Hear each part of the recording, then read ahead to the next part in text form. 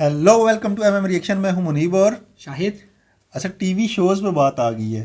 थोड़ा सा सिटीज़ से हटे हैं। का टाइटल है copied Indian TV shows versus Pakistani TV shows. ये कॉपीड का मतलब ये है कि मुझे जो समझ में आ रही है पाकिस्तानी टीवी शोज़ इंडिया में कॉपी हुए हैं या इंडियन टीवी शोज़ पाकिस्तान में कॉपी एक हुए हैं। दूसरे को किसी ने कॉपी की है। हाँ, तो उससे रिलेटेड कोई वीडियो है। तो ज़्यादातर शोज़ तो हमने देखे ही होंगे, अगर ना देखे होंगे तो और पता होगा। ऐसा ही है।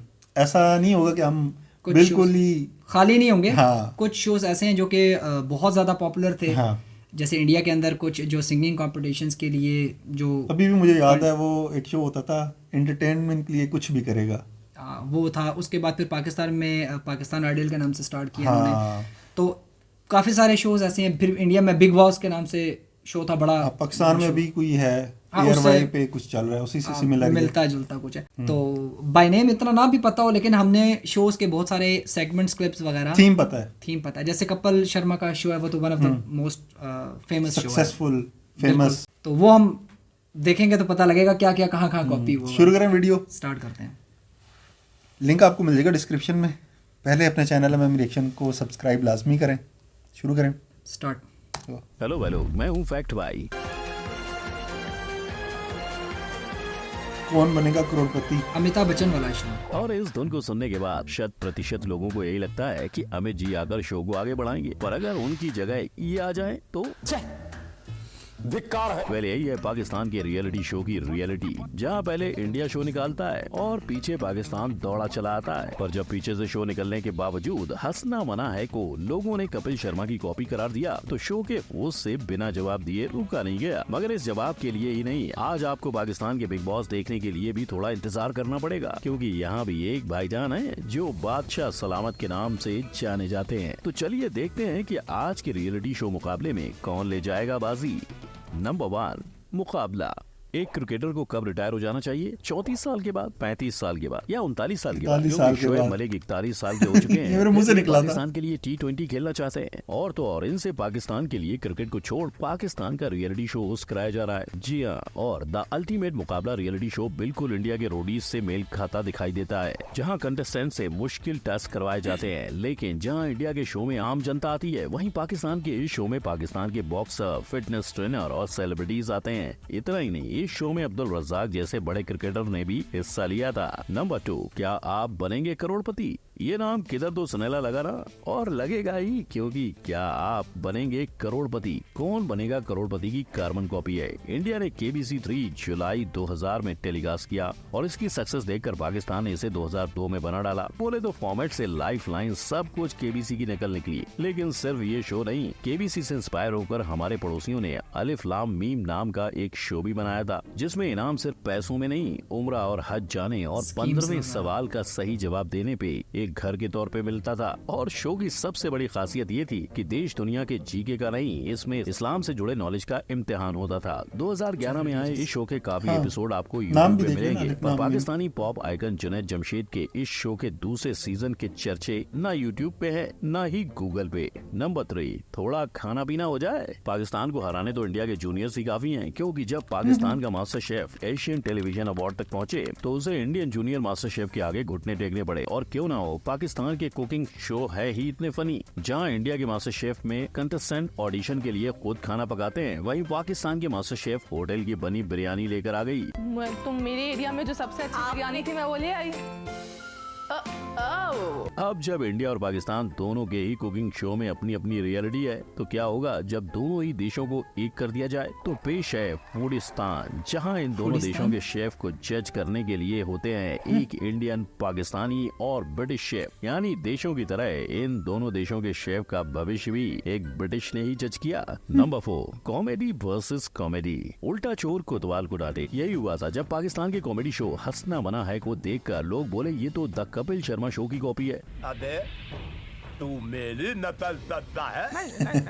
और लोगों की क्या गलती, शो फिर के हेरा होस्ट फेरी। ताबिश हेरा हाशमी का फेरी। मोहल्ला और उनके घर का सोफा सेटिंग तक एक सा ही था। बावजूद इसके उनके कानों तक इस बात के पहुंचते ही उन्होंने न सिर्फ इस बात को गलत बताया, बल्कि ये सेट के कॉन्सेप्ट और कपिल की कॉमेडी के तरीके को पाकिस्तानी कॉन्सेप्ट बता बैठे। उनकी माने तो उनका कपिल शर्मा शो के साथ कंपेयर होना उनके साथ नाइंसाफी है, क्योंकि कपिल का शो हफ्ते में एक बार और उनका हफ्ते में 3 बार आता है। अब ताबिश के इल्जामों का कपिल पे इतना भारी असर हुआ कि उन्होंने इनके इल्जामों पे सफाई देना भी जरूरी नहीं समझा। लेकिन दूसरी तरफ चोरी पे सीना जोरी करके दाल न गलने पे ताबिश जरूर अपने शो का लुक बदल चुके हैं। नंबर 5, गाना बजाना। एक चीज जिसने सरहद के आर पार बिना वीजा के ट्रैवल किया वो है म्यूजिक। जहां हम इंडियंस ने कोक स्टूडियो पाकिस्तान का आफरीन एंजॉय किया,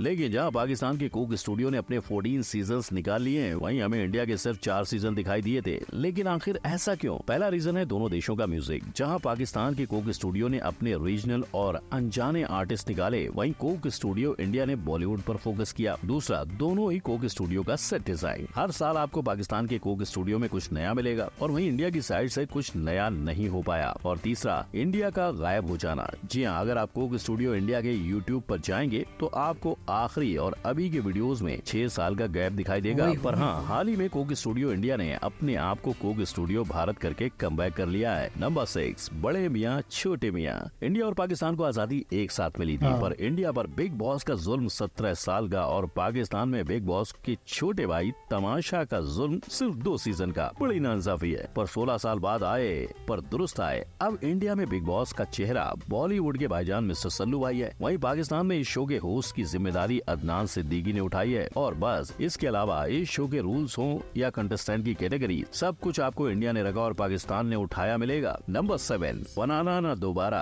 आग, पानी, नींद, भूख और रोशनी को भुलाकर इंडिया के 24 कंटेस्टेंट ने सर्वाइवर इंडिया में हिस्सा लिया था। और जहां इंडिया का ये हिंदी मशहूर वर्जन था। 2012 में बना था, वहीं इस शो का तमिल वर्जन 2021 में बनाया गया। हालांकि न सिर्फ इंडिया पर यही फॉर्मेट वाला शो आपको पाकिस्तान के अंदर भी देखने को मिलेगा, Mountain Dew, जहां yes. अलग करने की कोशिश में पाकिस्तानी शो अपने कंटेस्टेंट को पहाड़ी इलाकों में लेकर गए। लेकिन गौर करने वाली बात यह है कि इस शो ने सिर्फ मर्दों को अपने शो में जगह दी थी, वो भी ये कह के कि औरतें ऐसे शो में हिस्सा नहीं ले सकती। इनफैक्ट इसे लेकर पाकिस्तान में कई विवाद भी सामने आए। लेकिन जहां शो के बंद होने की वजह लो रेटिंग्स और औरतों को न लेने की कंट्रोवर्सी बताई जा रही है, वहीं पता चला है कि असल में शो के एक टेस्ट के दौरान साद खान नाम के कंटेस्टेंट की मौत हुई थी। यानी जैसे इंडिया में रोडीज के जज टेस्ट चेक करते हैं, वैसे ही पाकिस्तान के जजेस को भी करना चाहिए था। Number 8, I am out. अगर शार्क टैंक पाकिस्तान बनाता तो ये स्पूफ नहीं, उस शार्क टैंक पाकिस्तान की रियलिटी भी हो सकता था। आपकी स्ट्रेटजी क्या होगी? तो इसमें खर्चा 30 से 50 हजार तक।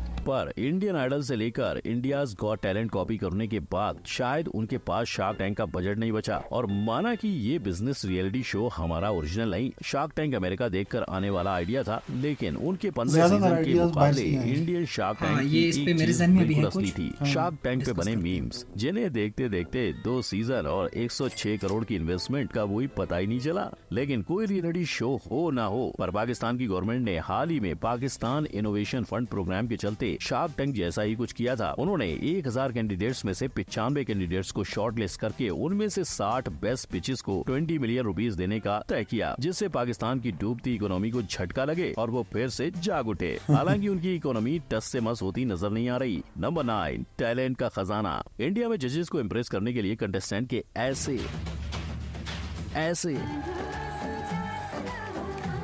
और ऐसे परफॉर्मेंस देखने के बाद ये तो तय है कि इंडिया में टैलेंट की कोई कमी नहीं है, पर टैलेंट की कमी तो पाकिस्तान में भी नहीं है। बहुत मनुष्य लग रहे हो, मत करो, रहने दो। और यही साबित करने के लिए पाकिस्तान में शुरू हुआ था पाकिस्तान गॉट टैलेंट उर्फ पाकिस्तान स्टार। किसी ने यहाँ डांस किया तो किसी ने गाना सुनाया, से पहली सी मोहब्बत। पर अगर जजेस ऐसा बोले लेकिन ये भी फैक्ट है कि आप गाना नहीं गा सकते। तो किसी भी कंटेस्टेंट से बर्दाश्त नहीं होगा। तेरा तो गेम बजाना पड़े। तो इन्होंने भी ऐसा रिप्लाई कर दिया। तो भाई आप थोड़ा सा सुना देना। आप मेरे भी जहन में यही था कि वो सिंगिंग जो जज कर रहा है वो कौन सा सिंगर है। और कुछ ने तो इशारों की बजाय खैर, सीधे अन्नू को भी यही बात जवाब बोली दे गई डाला। थी। लेकिन जब एक इंसान अच्छा नहीं गाता सर, तो फिर वो सामने वाले को कैसे बोल सकता है कि वो सही गा रहा है या नहीं गा रहा है?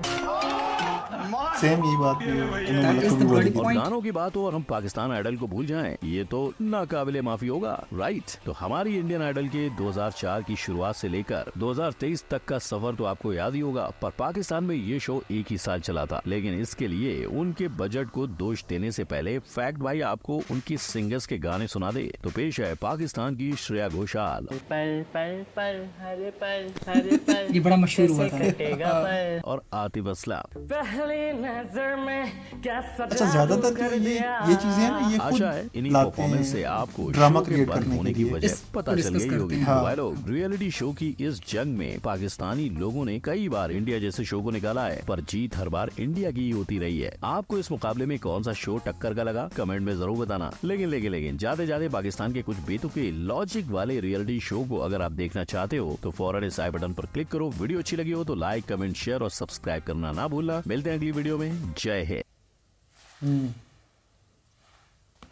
अच्छा, वीडियो के शुरू में जो सबसे पहला इन्होंने पॉइंट बताया वो केबीसी को लेके था। हाँ। कौन बनेगा करोड़पति, क्योंकि उस पर मैंने ऑलरेडी एक वीडियो की हुई है कि कौन बनेगा करोड़पति, किस बंदे की लाइफ चेंज हुई है और किसकी ख़राब हुई है। मतलब जिनकी लाइफ चेंज हुई है उनकी एक तरह से ख़राब भी हुई है, तो वो वीडियो भी आप जाके चेक करें। मेरा उस प्रोग्राम को लेके पॉइंट ये है कि वो ना तो प्रोग्राम हमारा है ना इंडिया का है। हाँ, हमसे पहले इंडिया ने स्टार्ट किया है, लेकिन उससे पहले वो अडॉप्ट हुआ है एक और जगह से। मेरे ख्याल से who want be millionaire, who want be billionaire, कुछ इस तरह का शो का नाम है ना। रियलिटी शोज हाँ। बहुत सारे जो हैं वो वेस्टर्न से या अमेरिका के मुख्तलिफ जगहों से ज़ाहिर है कॉपी होके यहाँ साउथ एशिया हमारे तक आया है। और लेकिन इसमें कोई शक नहीं है कि पहले इंडिया ने अडॉप्ट किया। उन्होंने अडॉप्ट किया, उसके बाद हमने अडॉप्ट किया। दूसरा, एक शोएब मलिक की एज को लेके एक कंट्रोवर्सी जो है, मेरे नज़दीक, ज़ाहिर हर बंदे का अपना हाँ। इसमें पॉइंट ऑफ व्यू है, मेरे नज़दीक एज डजंट मैटर। अगर एक बंदे की फिटनेस लेवल 41 ईयर्स तक है, वो खेल सकता है, अगर वो डिलीवर कर सकता है तो उसको खेलना चाहिए। लेकिन अगर एक बंदा जो है वो 28 साल या 30 साल में इंजरी का शिकार हुआ, वो प्रॉपर फिटनेस नहीं है उसकी रही, तो मेरे ख्याल से उसको 28 साल में भी नहीं खेलना चाहिए। तो आई थिंक ये आप किसी की एज के ऊपर, अगर मिसाल के तौर पर सचिन तेंदुलकर जैसा इतना बेहतरीन बैट्समैन है, अगर वो आज भी खेल सकता है, उसको आप खिलाएं। ये एक रीजन नहीं बनती। धोनी देखें कितना लंबा खेला है वो, बहुत अरसा जो है वो कैप्टन रहा है, और उसकी कैप्टनसी के अंदर इंडिया ने बहुत ज्यादा अचीवमेंट्स भी जो है वो और कितना लंबा खेला है धोनी। तो हमने कभी इतराज नहीं किया। धोनी जो है इतनी एज हो गई है, अगर एक बंदा फिट है, उसने अपने आप को फिट रखा हुआ, वो अपने मुल्क के लिए अचीव कर रहा है कोई, तो आई थिंक उसको खेलना चाहिए। एक मैंने मैच देखा था, उस मैच की कमेंट्री में ये था, हिंदी कमेंट्री में मैंने वो मैच देखा था, ये था कि इस मैच में पाकिस्तान के यंगस्टर्स के अलावा उम्र दराज खिलाड़ी भी खेल रहे हैं। उम्र दराज में फिर शोएब मलिक था, मोहम्मद हफीज था, ये दो थे, और कौन था मुझे याद नहीं है।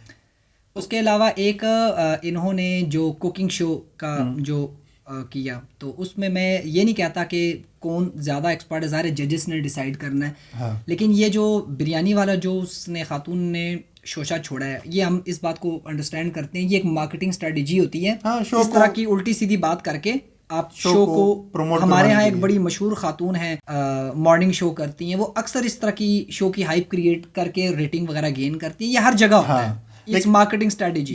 ये पता है कि ये जो सोशल मीडिया है ये नेगेटिव चीज़ को ज़्यादा उठाता है, ऐसा ही है। बाकी वो हम अगर बात करें ना कि रोडीज़, पाकिस्तान का खैर रोडीज़ नहीं था, पाकिस्तान का लिविंग ऑन द एज था। खैर वो उसकी मैंने एक एपिसोड भी नहीं देखी। ज़्यादातर ये जो शोज़ होते हैं ना, इसमें कुछ लोग इस तरह के आते हैं जिनसे ड्रामा क्रिएट करवाया जाता है। उसके बगैर जैसे वो सिंगर आते हैं, इंडिया में भी सिंगर इस तरह, इंडिया में वो क्या नाम है, हाँ यस, वो जो उनके रोडीज़ का वो जजेस में थे, रघु, उन्होंने भी ऑडिशन दिया हुआ है सिंगिंग का। ठीक, अब वो एक अलग चीज़ थी बिल्कुल के यार, रघु मेरे ख्याल से उस वक्त भी वो इंडस्ट्री में था, मुझे आइडिया नहीं है, लेकिन था, नाम था उसका। उसके बाद ये फिर रोडीज बना या पहले बना, मुझे बैठा हुआ था, Kumar Sanu is my favourite, बहुत बड़ा और पाकिस्तानी गजल गाई थी मेरे ख्याल से रघुराम ने। म्यूजिक को लेके इन्होंने कहा कि बिना किसी वीज़े के ट्रैवल करते रहे हैं पूरे स्टेट के अंदर। नो डाउट हम इंडियन म्यूज़िक सुनते हैं, लेकिन पाकिस्तान के भी बहुत सारे ऐसे म्यूजिशियंस हैं, ऐसे सिंगर्स हैं कि जिन्होंने इंडिया के बॉलीवुड के मूवीज़ के लिए सुपर हिट गाने गाए हैं। Super hit.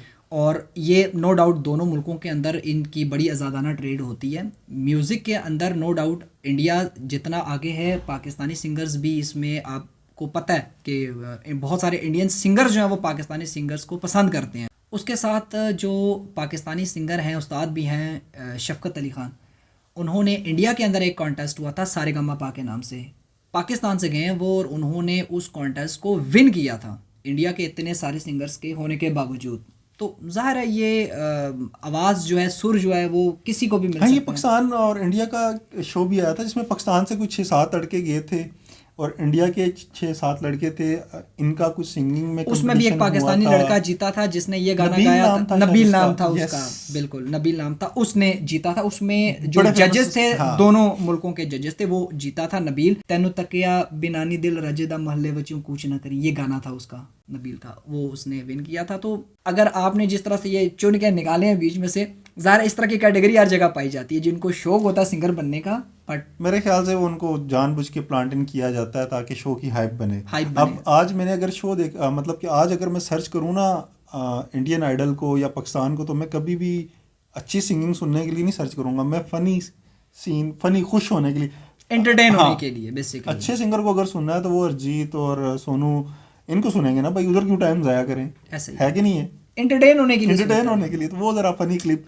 वो एक अलग चीज़ होती है, उससे शो की हाइप अलग बनती है, क्रिएट होती है। सही है। मूवीज़ की अगर बात की जाए तो अगर पाकिस्तान की तरफ से कोई इंडिया की मूवी कॉपी करने की कोशिश की गई है तो डेफिनेटली इंडिया ने भी वेस्टर्न बहुत सारे मूवीज़ को कॉपी किया है। साफ एग्जांपल है इंडिया की मूवी है अजय देवगन की जिगर।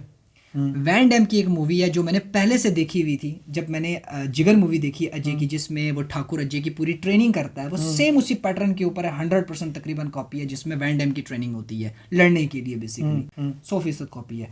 तो ये चलता है। अगर मजे की बात बताऊं, इंडिया का एक चैनल है, उसका नाम मुझे याद नहीं रहा, वो कौन सी चीज़ इंडिया ने अडॉप्ट किया, पाकिस्तानी मतलब कि कॉपी की है, कौन सा सॉन्ग कॉपी किया है, कौन सा सीन कहाँ से उठा के कॉपी किया, उनका ये कंटेंट है। बाय द वे उनकी वीडियोस पे भी हम करेंगे रिएक्शन।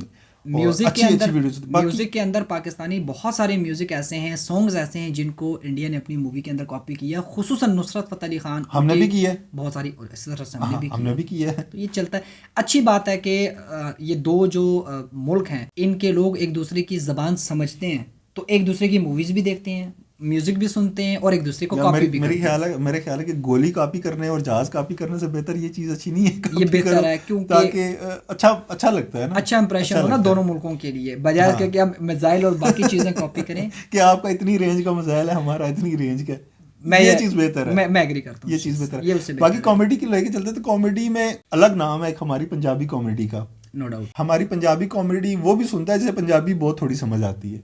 ऐसा ही है। पाकिस्तान की जो अगर हम, चूँकि हमारी फिल्म इंडस्ट्री ज़ाहिर है नहीं है उस लेवल की, बट कॉमेडी के अंदर हम लोग अल्हम्दुलिल्लाह बहुत अच्छे हैं। हाँ। और आफ्ताब इकबाल ने कॉमेडी की एक सीरीज़ स्टार्ट की थी 2009 से ऑनवर्ड, जिसमें स्टेज के जो हार्ड कोर कॉमेडियंस हैं उनको लेके प्रोग्राम उन्होंने डिजाइन किया, family program, one of the successful program. India से भी फैन फॉलोइंग है वहाँ की, पूरी दुनिया से है।